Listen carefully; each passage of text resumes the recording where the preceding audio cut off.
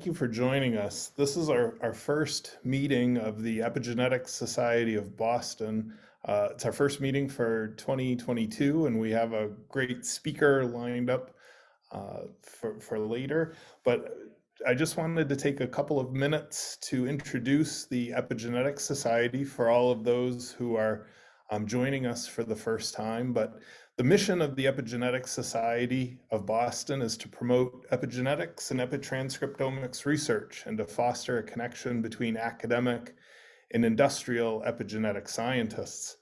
And it's a bit of a challenge right now during a pandemic, so we're doing the best we can virtually, but the hope is that eventually we will be hosting in-person events.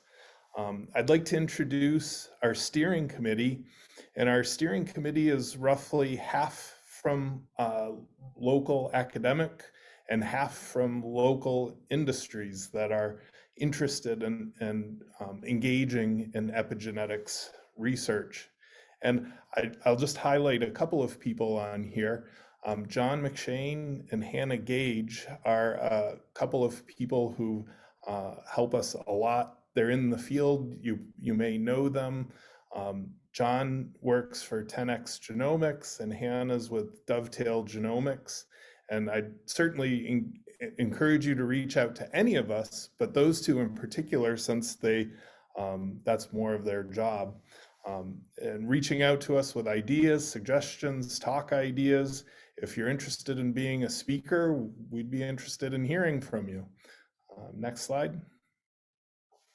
So contact information, how do you get in touch with us? We're always on the lookout for speakers, especially senior grad students and postdocs. We have a LinkedIn page, and you can search for Boston Epigenetic Society, or there's the link here. And as I mentioned, reaching out to John or Hannah. And today's webinar will be recorded, and it'll be available on the Dovetail Genomics website. Next slide. And upcoming events. So we're planning 4 formal meetings just like this. January, our next one will be in April, and then one in July and October. And we'll have additional informal events as there is interest. And for our talks, we'll typically have 2 speakers, one senior speaker and one junior speaker, followed by networking time. And by senior speaker, I mean a PI or a scientist established in the field, and our junior speaker will be a grad student or a postdoc who's showcasing their work, trying to avoid journal club type formats. These are for people, the presentations are for people who like to present their work in epigenetics or epitranscriptomics. So our next talk will be in April 2022. Stay tuned for details. And if you are a junior speaker, a postdoc, or a grad student, we're looking for volunteers. So please reach out to someone on the steering committee with a proposed talk title if you're interested. I think that was everything I had. Yeah, at this point, I'd like to introduce Hannah, and she's going to tell you give a brief introduction to Dovetail. Thank you very much. Hannah. Great. Hi, everyone. Thank you so much, Brian, and then, of course, the steering committee for this. So my name is Hannah Gage. I am with Dovetail Genomics. Just wanted to give you a few minutes just to talk about who we are and how we became the way we became and what we offer. So we are a global genomic technology company out of the Bay Area, focused to create and deliver kits and services solutions to enable chromatin biology and epigenetic research and applications. Next slide. So as most of you know, starting with 3C technology introduced by Decker and others in 2002, the technology leading to Hi-C has been around for now over a decade. We at Dovetail, though, starting in 2013, began creating solutions by leveraging our innovation and expertise in proximity ligation technology, first to help create the highest quality multi-mapping genome assembly for a wide spectrum of species, but in the epigenetics applications world, to help further discover novel biomarkers that link alterations in genome architecture to important phenotypic changes. And as you can see, we've launched an increased product portfolio in both kits and services over the time. In the next slide, I will talk about what generally they are. So we offer two primary chemistries for generating genomic-wide data. OmniC on the upper left corner there provides the most uniform and unbiased coverage, enabling the capture technology with a broad assortment of genetic variants, and that enables including SNP calling and phasing applications. If your interest primarily is in topology, though, onto the right, upper right, microC offers the highest resolution at the mononucleosome level, analysis around that. And then building off of these core chemistry of proximity ligation, we also offer two targeted approach, which are the bottom two. The first one is Dovetail high-chip MNase assay, and then the second is the PAM promoter enrichment panels for both protein-centric and then the promoter-centric focused view, respectively. So please reach out to us, discuss your specific needs and wants and requirements. You can certainly go to our website or send us an email at info@dovetail-genomics.com. All right, on that, then let me introduce Jennifer Castro from Accent, who will be introducing our speaker. So Jen is a member of the Boston Epigenetic Steering Committee, and she is a principal scientist and a project lead at Accent Therapeutics, which is a biotech company in Boston who is developing inhibitors of epitranscriptomics enzymes that modify RNA for the treatment of cancers with significant unmet needs. Prior to Accent, she has been with companies such as Forma Therapeutics and Arkel, which is a subsidiary of Merck, for 12 years total, contributing to numerous drug development efforts, which are currently in clinical trials. So without further ado, Jen. Thank you, Hannah. So it's my pleasure today to introduce Dr. Robert Copeland, who is the founder of Accent Therapeutics back in September of 2017, and serves as its president and chief scientific officer. He is also president of the independent consulting firm KA Consultant, and was formerly president of research and CSO of Enzyme. Before that, he was vice president of cancer biology in the Oncology Center of Excellence in Drugs Discovery at GSK. Dr. Copeland serves on a number of advisory boards within industry, academia, professional societies, and professional journals. He received his Bachelor in Science in Chemistry from Seton Hall University, his doctorate in chemistry from Princeton University, and did postdoctoral studies at California Institute of Technology. His research interest is in elucidating the determinants of drug recognition by their biological targets and the use of this information in the discovery and design of new medicines. He's contributed to drug discovery and development efforts leading to 19 INDs entering human clinical trials. These include the cancer drugs tavasmenostat, dabrafenib, and tremetinib, the anemia drug Duvroc, and the antibiotic Altivax. Dr. Copeland has contributed to more than 200 publications in the scientific literature, holds 14 issued US patents, and has authored 5 books in the areas of protein science and enzymology. I still need to get mine signed, Bob. In 2016, he was elected a fellow of the American Association for the Advancements of Science. And in 2020, he was elected a fellow of the Royal Society of Chemistry. I personally have had the extreme pleasure of working closely with Bob for the past 3 years at Accent, and I've learned so much from him, and I very much look forward to his talk today. So with that, I'll hand it off to you, Bob.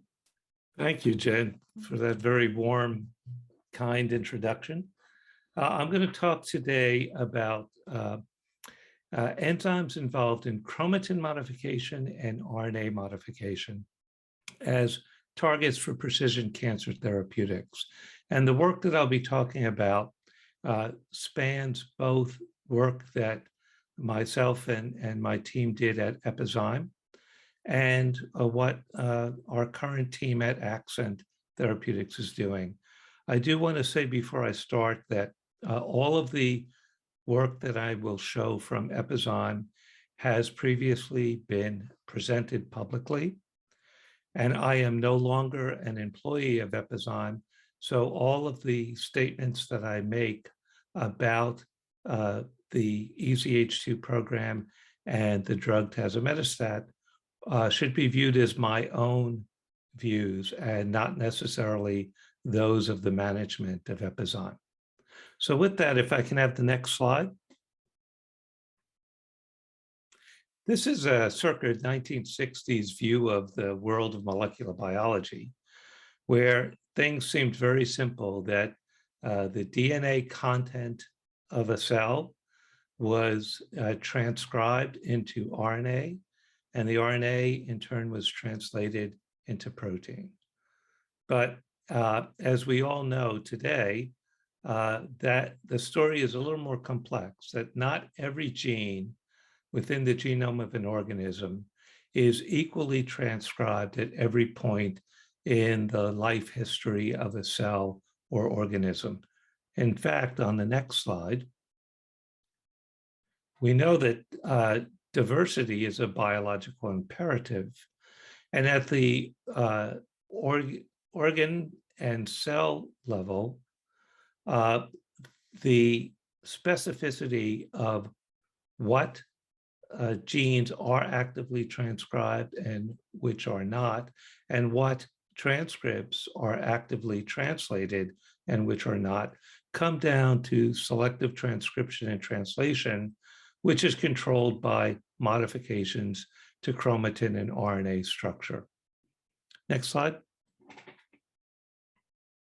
And so the focus of this society and the focus of my talk will really be on modification of chromatin to control epigenetics and modifications of RNA to control transcriptomics. And one can think of chromatin and RNA modifications as acting as curating gates to affect the bespoke transcriptional and translational landscape for a particular cell at a particular time. Next slide. In the case of chromatin modifications, there are three types of modifications, broad categories of modifications that one sees in mammalian cells. There's methylation of DNA within CpG islands, which is always transcriptionally repressive. There are topological changes of chromatin, the arrangement of the genomic, I should say the chromosomal DNA around the histone proteins, which is mediated by the SWI/SNF multi-protein complex.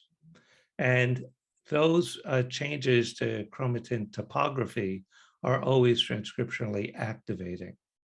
And then there is a wide variety of post-translational modifications to the histone proteins themselves. And all of these processes are enzyme catalyzed, and they are also, in some cases, reversed by the action of specific enzymes. Particularly in the case of post-translational modifications of histone proteins, there are writer enzymes that produce the modification. There are eraser enzymes which remove the modification. And then there are a whole series of reader proteins that bind selectively to the modified version of the histone. In particular, a very ubiquitous modification of histone is methylation of arginine and lysine residues by a large family of enzymes known as the protein methyltransferases. And one of these enzymes is EZH2. Next slide. So EZH2 is the catalytic subunit of a multi-protein complex known as polycomb repressive complex 2, or PRC2 for short. PRC2 is the only protein methyltransferase in humans that can methylate a specific histone, histone H3, at a specific location, lysine 27. So H3K27 turns out to be the only histone location that acts as a substrate for the PRC2 complex. And the PRC2 complex can perform 3 sequential methylation reactions at H3K27 to form monomethylated, dimethylated, or trimethylated H3K27. And what's been known for a while from academic research is that the trimethylated H3K27 mark is a strong transcriptionally repressive histone mark. Also, largely from academic work, it is known that hypertrimethylation of H3K27 is tumorigenic in a broad spectrum of human cancers. And this occurs through amplification of different PRC2 complex subunits, including EZH2, and a variety of other mechanisms to elevate the catalytic activity of EZH2. Next slide, please.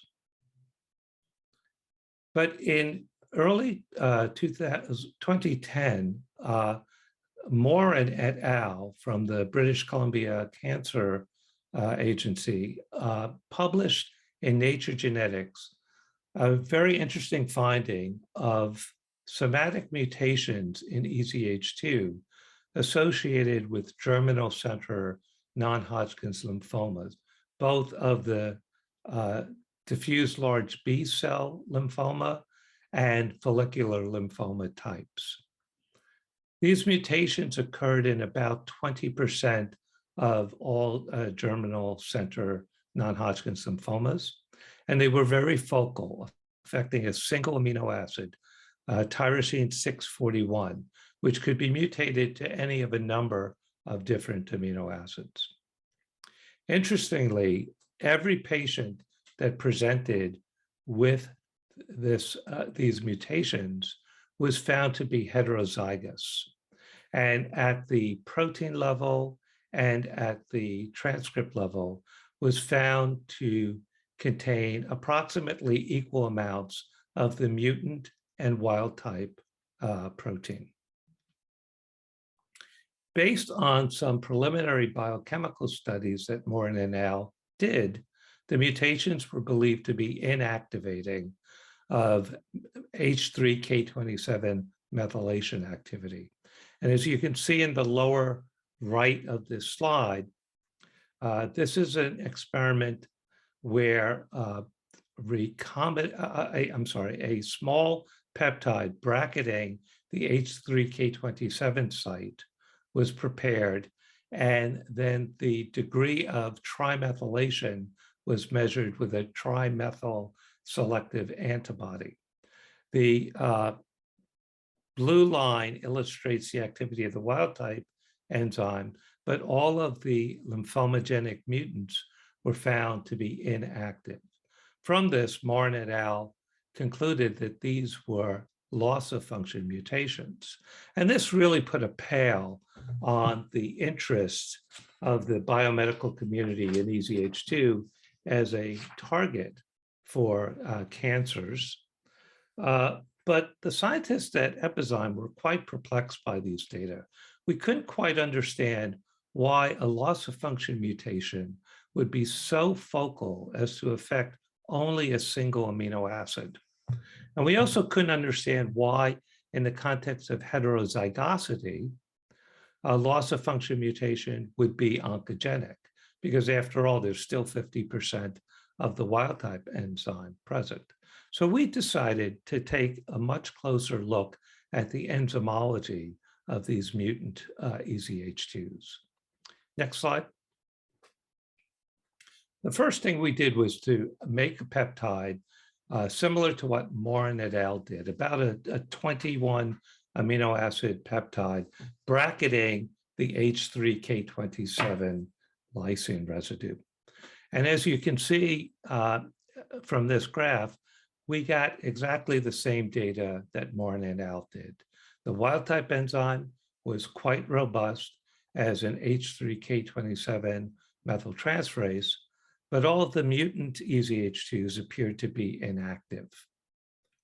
We did one other experiment, though. Instead of using a peptide substrate, we isolated nucleosomes from a natural source, from chicken nucleated erythrocytes. And when we did that, if you can click again, Jen, we got a very different answer.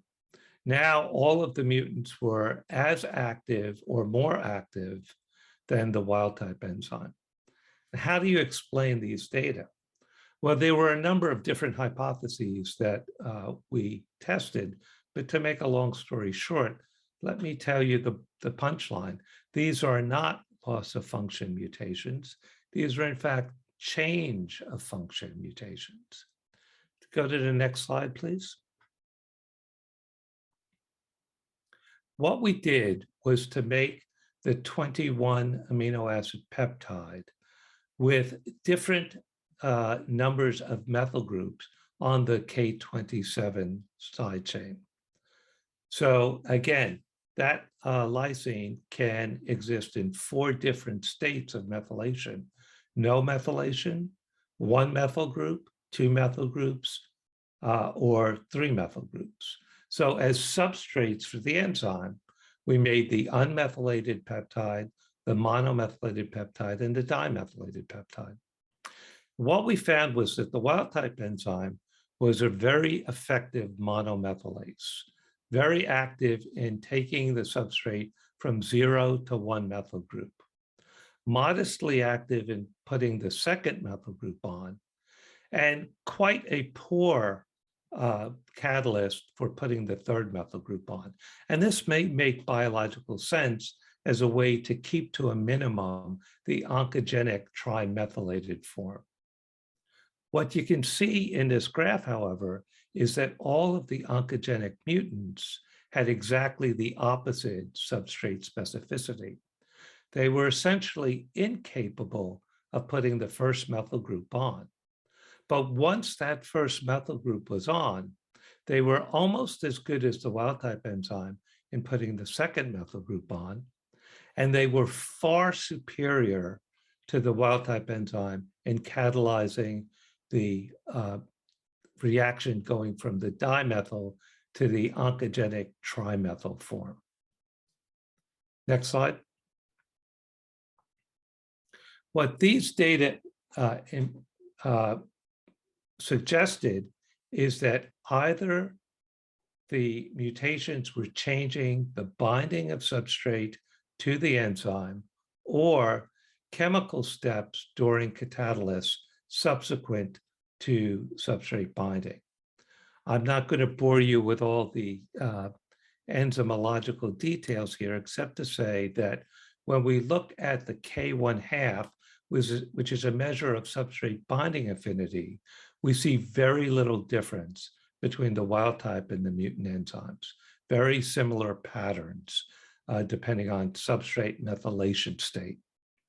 In contrast, when we look at Kcat and Kcat over K1/2, we see dramatic differences comparing the wild type enzyme to the mutant enzymes. And so this allows us to conclude that there's no changes in substrate binding. All of the changes associated with these mutants occur in the chemical steps subsequent to substrate binding.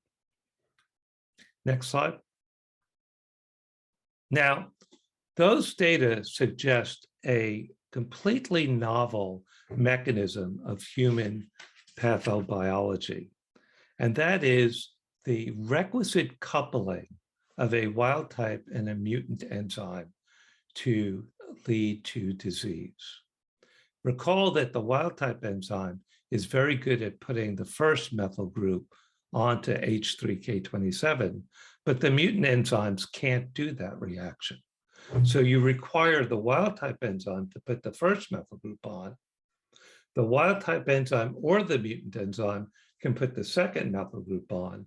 And then the mutant enzyme is required to really accelerate the formation of the oncogenic trimethylated form. We were able to demonstrate this in vitro with recombinant enzyme, mixing wild type and mutant enzyme, and we're able to quantitatively recapitulate what we saw in lymphoma cells in the lower right-hand panel here. This is Western blotting showing levels of a total H3K27, mono, di, and trimethylated. To the left on this Western blot, you see a series of wild type lymphoma cells. And most of the H3K27 is poised at the dimethyl state of methylation with very little trimethylated. In stark contrast, in the heterozygous mutant cells, most of the H3K27 is in the oncogenic trimethylated form at the expense of the dimethylated form.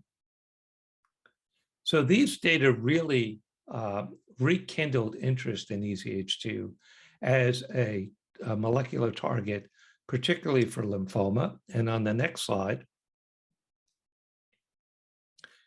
the group at Epizyme discovered tazemetostat, the structure of which is shown in the upper left-hand panel of this slide. This is a very potent and very selective EZH2 inhibitor that is competitive with the methyl-donating substrate S-adenosylmethionine.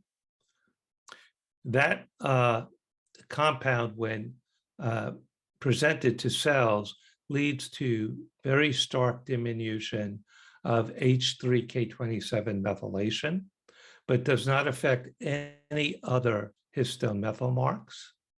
And that leads to dose and time-dependent tumor eradication in xenograft models of germinal center lymphomas bearing the heterozygous mutations with correlative intratumoral pharmacodynamics. Next slide. So in 2017, Frank Morshausen et al. Presented the results of phase 2 trials in germinal center lymphomas using EZH2, and the data are summarized here. And in lymphoma, physicians talk about disease control rate, which is the sum of objective responses, both complete responses and partial responses, and durable, stable disease. So if one looks at diffuse large B-cell lymphomas that are wild type, tazemetostat had a disease control rate of about 33%. But in mutant-bearing diffuse large B-cell lymphoma, that disease control rate jumped to 64% of patients. And in follicular lymphoma, the data are even more impressive. 69% disease control in wild-type follicular lymphoma and 100% disease control among patients with the heterozygous mutation in EZH2 that are attributed to follicular lymphoma. Next slide, please. Now, in addition to the mutations that are found in germinal center lymphoma, there are other mechanisms by which a cancer cell can be dependent on EZH2. And I mentioned the SWI/SNF complex in one of my introductory slides, and that complex works in direct opposition to PRC2. which led Charlie Roberts, then at the Dana-Farber Institute and today at St. Jude Hospital, to speculate that cancers that were characterized by loss of function in SWI/SNF subunits, particularly the INI1 subunit or the SMARCA-A2 or SMARCA-A4 subunit, would be particularly sensitive to EZH2 inhibition.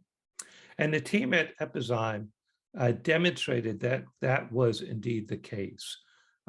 In INI1 mutant cancers represented by malignant rhabdoid tumor, and in SMARCA-A4 mutant cancers represented by malignant rhabdoid tumor of the ovary.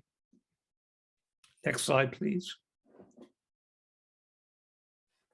And indeed, in the phase 1 trial for tazemetostat,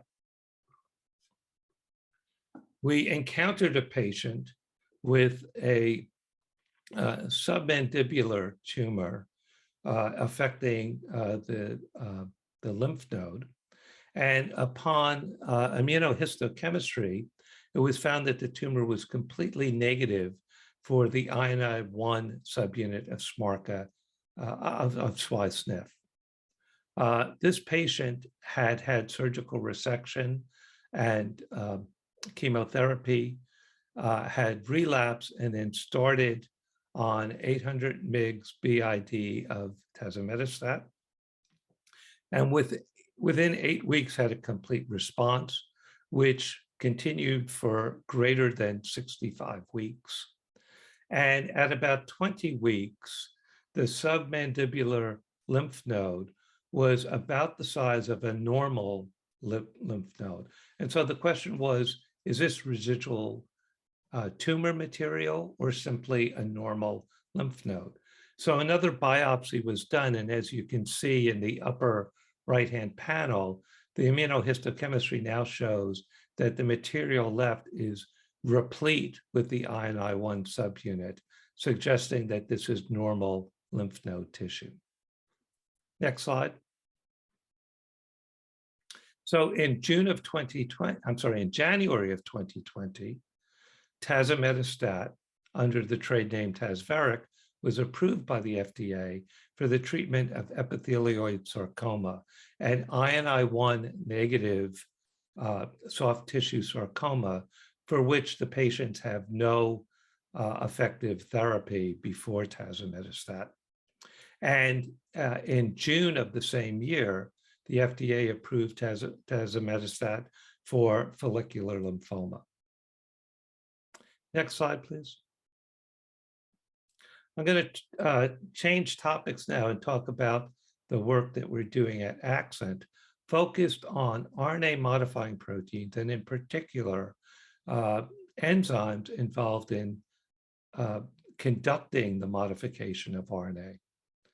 There are a large number of these enzymes, and they are involved in controlling essentially every aspect of RNA biology, from transcript stability and lifetime to nuclear cytosolic transport to ribosomal assembly and interactions, and a variety of other things. And what we have found through our target validation studies is that there are a large number of enzymes that are validated targets for oncology that fall into 4 mechanistic classes: editors of nuclear bases, nucleases, helicases, and transferase enzymes.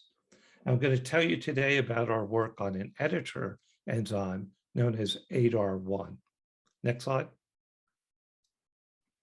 So ADAR1 is a deaminase which takes adenosine and converts it into inosine, which is a mechanism for dampening the innate immune response to double-stranded RNA in the cytosol of cells.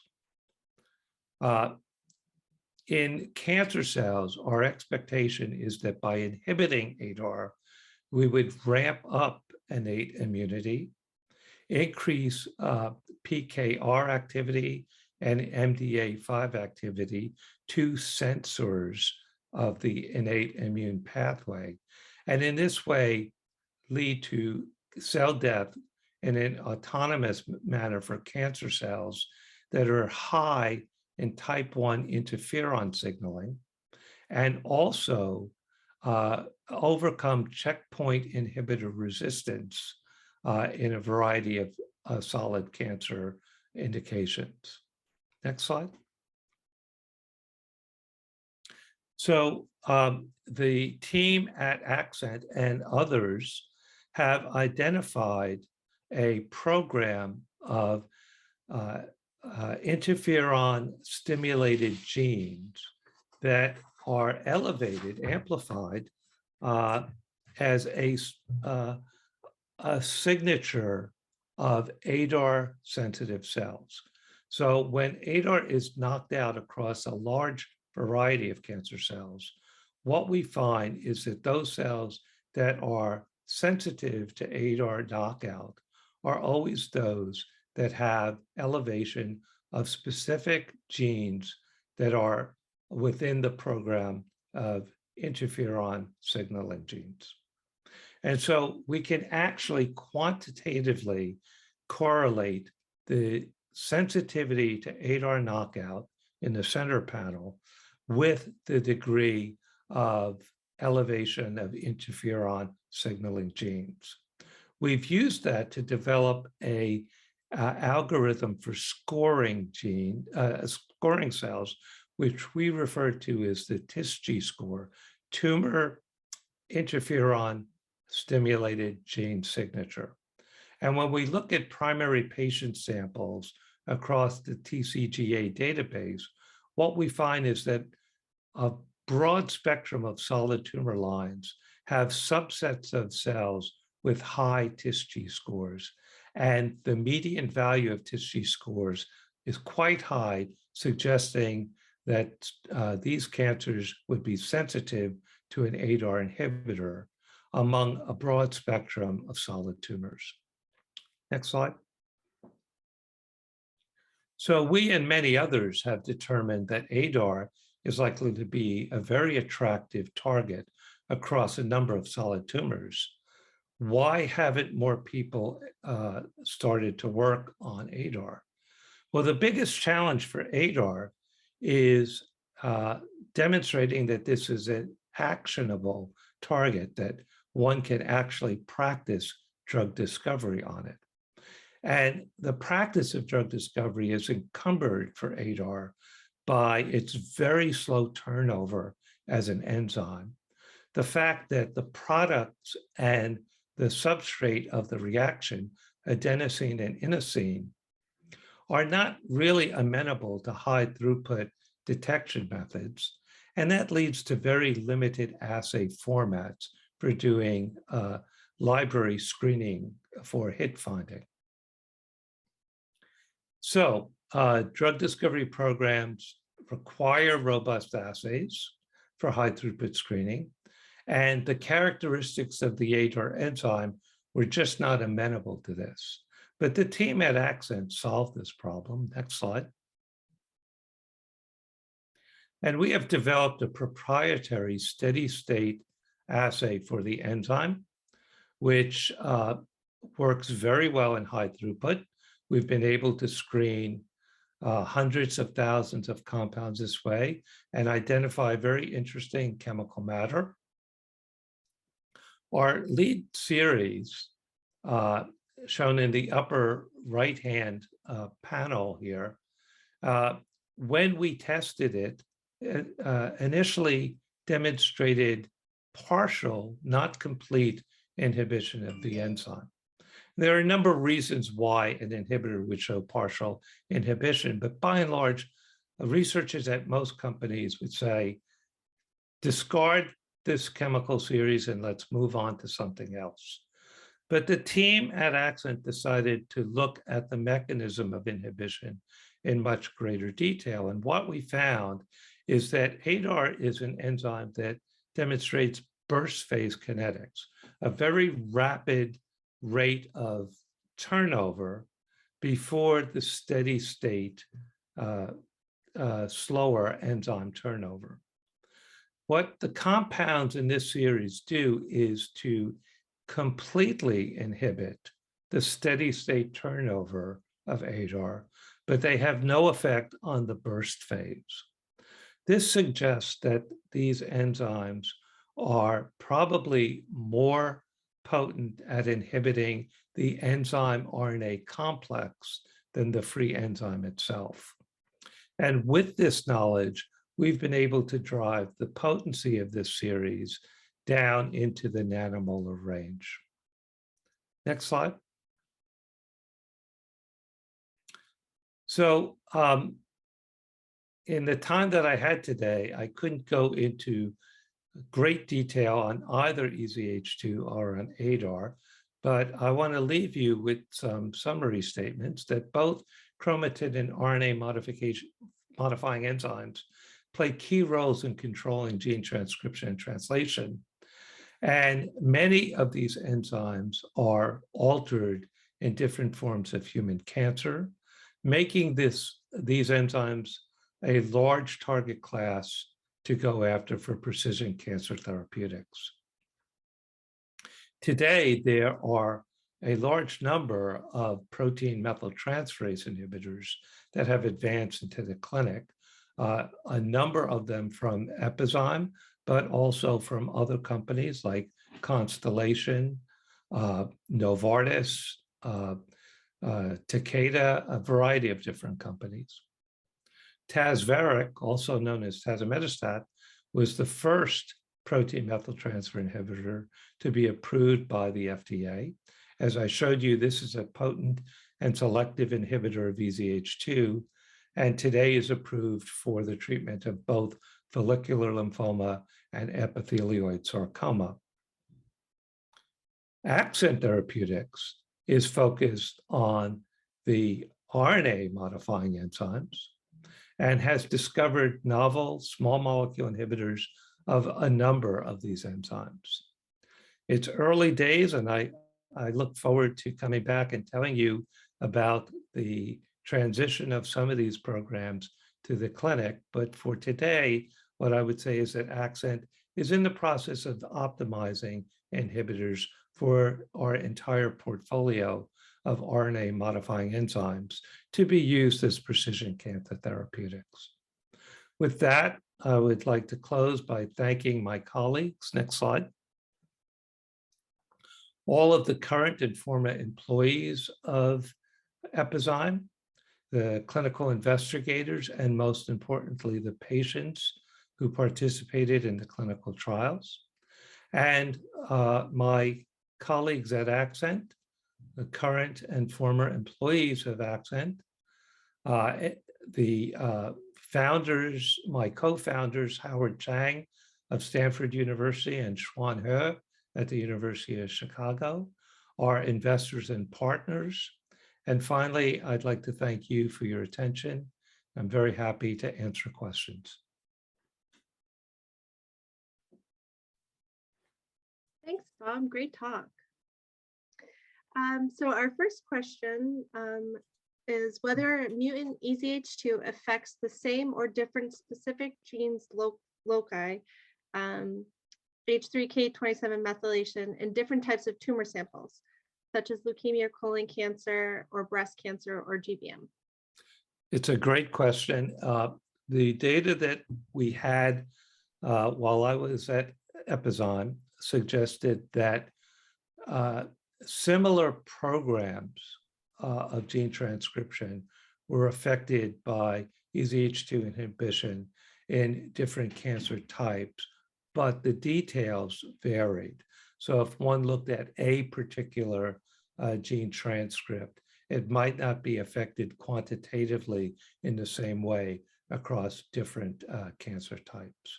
So I think in broad brushstrokes, the answer is yes, but the devil, like in most things, is in the details. And we were not able to identify a single common profile across all cancers. So kind of related to the first question, were there or are there different proteins or RNA expression levels between wild type and mutant EZH2 samples? Sorry, Jen, could you ask the question one more time?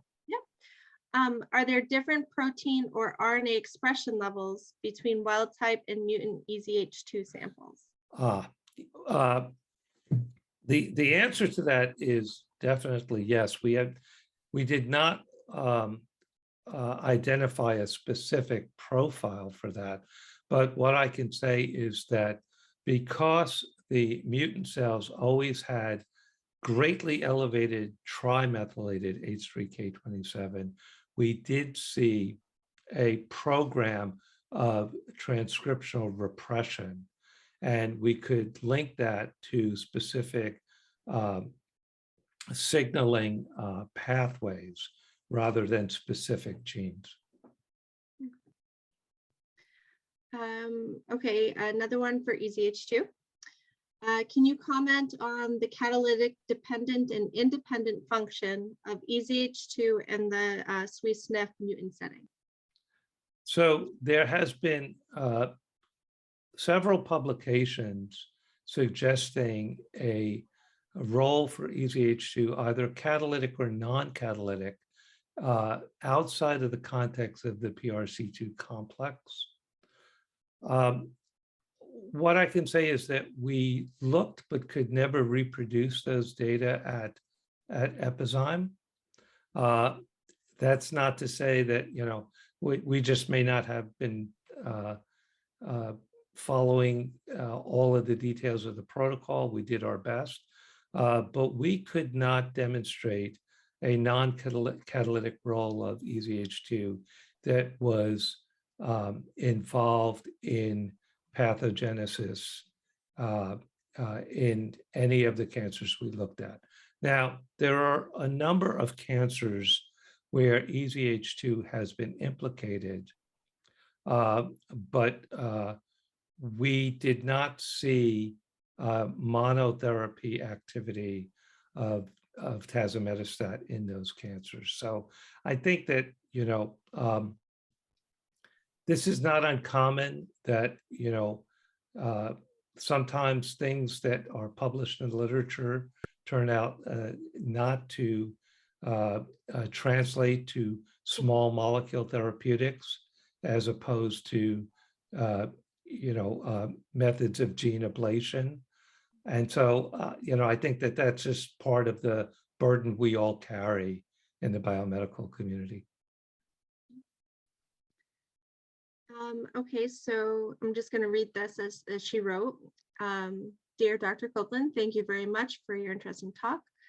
I was wondering which domain of the ADAR1 do these targets hit? Are they specifically directed towards Z alpha, the RNA's binding domain, or the catalytic domain? I asked this question specifically from the perspective that ADAR1 P150 is different from ADAR2 and P110 by their absence of the Z alpha domain. Thanks a lot. It's a great question. We have decided to focus on inhibitors of enzymatic activity, so the deaminase activity. That is not the only way that one could think about intervening with ADAR with a small molecule, as the person asking that question correctly points out. We believe that it's very reasonable to expect selectivity between ADAR1 and ADAR2 based on what we know of the sequence and structure of those enzymes. Now, P110 versus P150 is a very different question. I think it's unlikely that an inhibitor of catalytic activity would differentiate between those two forms, and what the consequences of hitting both will be in terms of safety and effectiveness of an ADAR inhibitor is a very valid question, but one that I don't have an intelligent answer for today. I think the real answer will come when we have compounds that we can transition into in vivo studies. So stay tuned on that one. Okay.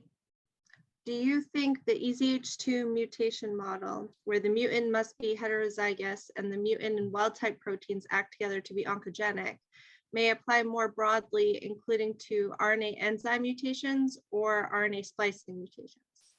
That's a great question. I find it hard to believe that the only reason that nature decided to use this mechanism was for the gainful employment of scientists at Epizyme. I don't think nature is capricious. And so I think, yes, that there are likely to be other examples of this type of thing.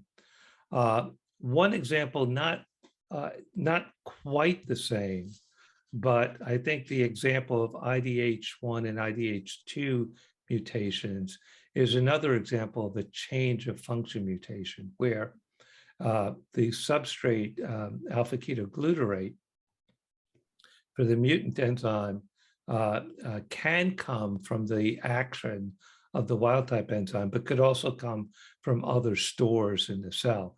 But I think the short answer to the question is, I think that this is going to be a mechanism of pathogenesis that will occur in other settings besides EZH2. That's purely speculative on my part, but I think there's reason to believe that. Do you have any comments on disrupting the EZH2 EED interaction as a mechanism of inhibiting PRC2 activity? That's a really interesting question. There are compounds that behave in that fashion that are under clinical testing right now. I think it's an interesting approach. I don't think there's anything that is inherently better or worse of inhibiting a subunit interaction versus inhibiting the catalytic subunit of the enzyme. They're different modalities, different chemical matter. And so we're just going to have to see in the clinic. Okay. All right. And really enjoyed the talk. One thing I didn't quite understand is why K27 trimethylation was oncogenic, but the other K27 methylation modifications weren't, when they are all considered repressive models. Is it a loci-dependent effect where only tumor-suppressing genes get the K27 trimethylation? It's a really good question. So let me start by saying that monomethylation and dimethylation, in the case of H3K27, have different transcriptional activities, both in terms of loci and in terms of whether they are activating or repressive, than does the trimethyl. So it's really forming the trimethylated H3K27 that is the very strong transcriptionally repressive mark. And that is pretty universally what is shown to be oncogenic. So by whatever mechanism, if you elevate H3K27 trimethyl, that is oncogenic. And in different cancers, that elevation of H3K27 trimethyl can be due to amplification of PRC2 subunits. It can be due to loss of function of the demethylase enzyme that removes the methyl mark. But in the specific case of the lymphomas that I was talking about, it's this coupling between the wild type and the mutant enzyme. So the bottom line answer to this question is that the combination of wild type and mutant enzyme in that setting is just yet another mechanism for elevating the cellular content of trimethylated H3K27. And I think last question, do you believe that EZH1 can compensate for EZH2 inhibition in certain settings? Yes, that's a very good question. So EZH1 is a paralog of EZH2 with very similar activity. And so in the context of the oncogenic mechanism, a PRC2 complex with either wild type EZH1 or EZH2 could satisfy the need for the monomethylating activity. I used the example of EZH2 in my talk, but the question is absolutely correct that EZH1 could equally be used. Thank you. I think that's all we have time for today. Thank you, everybody, for your questions. And thank you again, Bob, for the very interesting talk. Thank you. My pleasure. As the Boston or part of the steering committee for the Boston Epigenetic Society, I'd like to thank you and remind you the next event is in April 2022. Again, our contact information is below. Feel free to contact any of us. And just a reminder that this talk was recorded, and be on the lookout for an email with the link to the recording in itself for anybody that had missed the talk. And it will also be posted up on our LinkedIn page as well. So again, thank you all for your time, and we'll look forward to seeing you next time.